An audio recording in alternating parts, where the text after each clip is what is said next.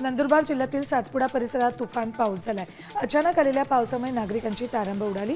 पावसाने जोरदार बॅटिंग केल्याने शेतकऱ्यांमध्ये आनंदाचं वातावरण आहे।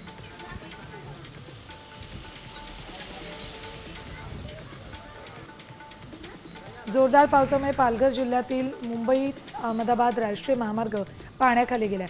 महालक्ष्मी इथल्या उड्डाणपुलावरील ड्रेनेज सिस्टीम पूर्णपणे बुजली आहे, त्यामुळे मोठ्या प्रमाणात पाणी साचले। वाहन चालकांचे त्यामुळे चांगलेच हाल झाले।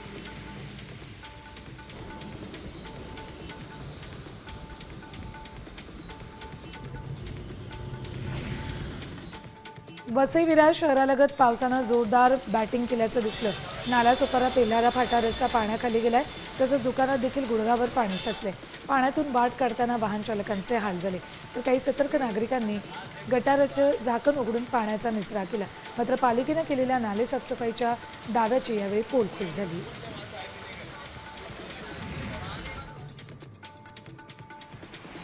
पुण्यातील मुळशी तालुक्यामध्ये ढगफुटी झाली। रस्त्याला नदीचं स्वरूप आलं होतं।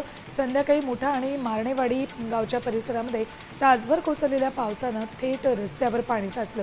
अर्धा रस्ता वाहतूक कोंडी झाल्यानं वाहन चालक हैराण झाले होते।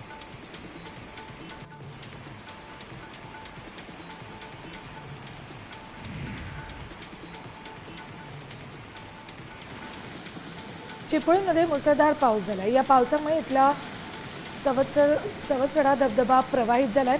मुंबई गोवा महामार्गावरील परशुराम घाटाच्या पायथ्याशी हा धबधबा आहे। या धबधब्याचा आनंद लुटण्यासाठी पर्यटक मोठ्या संख्येनं येत असतात।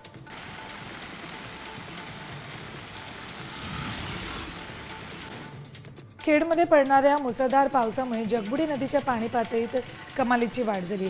असाच मुसळधार पाऊस पडला तर जगबुडी नदी धोका पातळी ओलांडू शकते अशी शक्यता आहे।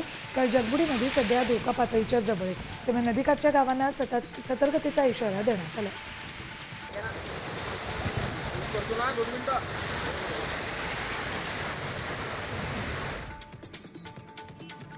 मुसळधार पावसामुळे बीडमध्ये जून महिन्यातच 11 प्रकल्प ओव्हरफ्लो झालेत, तर 3 प्रकल्पांमध्ये 75% अधिक साठा आहे। बीडला पाणीपुरवठा करणारा बिंदुसरा प्रकल्प माजलगाव धरणातही मोठ्या प्रमाणात वाढ झाली।